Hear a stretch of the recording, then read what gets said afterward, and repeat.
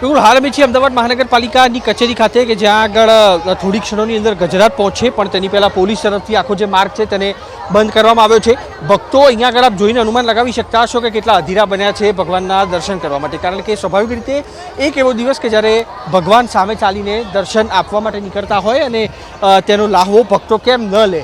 નાના બાળકોથી લઈને મોટા તમામ લોકો અત્યારે બંને સાઈડ રોડથી ઉભેલા છે દર્શનનો લાહવો લેવા માટે.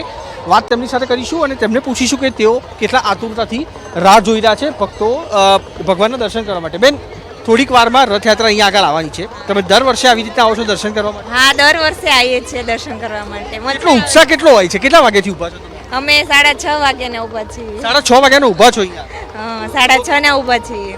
ઓકે, તમે ક્યાંથી આવી રહ્યા છો? અમે સાઉથ ઓપલથી આવી રહ્યા છે. સાઉથ બોપલથી આવી રહ્યા છો. અચ્છા, કેટલા વાગે આવે તમે? અમે લોકો 6 વાગે નહીં આવીને ઊભા રહેલા છીએ. 6 વાગે આવી છો અને લગભગ હજી કલાક જેવો સમય બાકી છે. આતુરતા કેવી છે? દર વખતે આવો છો? ના, ભગવાનના આવવાની રાહ જોઈ રહ્યા છે અમે.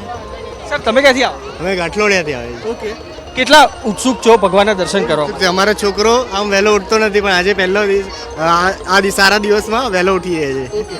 હર વર્ષે આવવાનું એનું નક્કી જ હોય છે. અહીંયા અમારે આ દુકાન છે, હર વર્ષે અહીંયા જ આવીએ છીએ. આજે રવિવાર છે એટલે સ્વાભાવિક રીતે એનો પણ ફાયદો મળશે. વર્કિંગ ડેઝમાં અમારે મેળ નથી પડતો, પણ છોકરો અમારે દર સાલ આવે છે.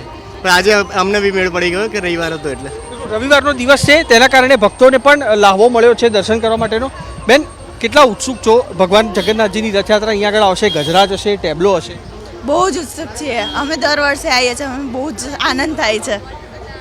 ભક્તોમાં ઉત્સુકતા છે. પોલીસની અલગ અલગ CISFની ટુકડીઓ છે તે અત્યારે પહોંચી છે પેટ્રોલિંગ કરવા માટે, કારણ કે થોડી ક્ષણોની અંદર અહીંયા આગળ ગજરાત પહોંચશે અને તે બાદ રથયાત્રાનું આગમન થશે. હજી લગભગ ગીતા 40 થી 45 મિનિટનો સમય લાગશે AMC ખાતે આવતા આ રથને, કારણ કે કોર્પોરેશનની ઓફિસ આવશે, ત્યાં આગળ મહંત અને રથનું પૂજન કરવામાં આવશે અને તે બાદ અહીંયા આગળથી આગળનો જે રૂટ છે ખમાસા બાજુનો ત્યાં આગળ રથ પ્રસ્થાન કરશે. તો આ તરફના પણ એક દ્રશ્ય આપણે બતાવીશું.